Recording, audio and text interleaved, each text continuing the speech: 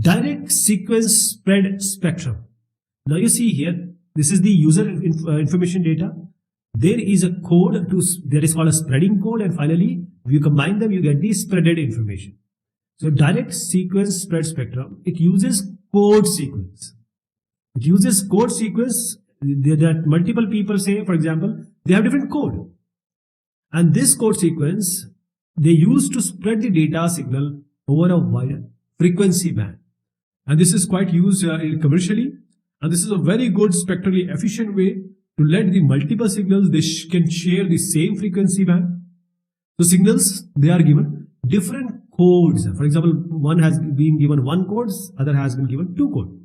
We'll talk about this code division multiple access in detail. Right now it is just a code division multiple access. So the 3G mobile telephone networks, when they came, this forms CDMA forms the basis. GPS also it is used. The GPS signals are on CDMA. And because of this, because we have multiple code, so it can tolerate interference and fading because only a fraction of desired signal is lost.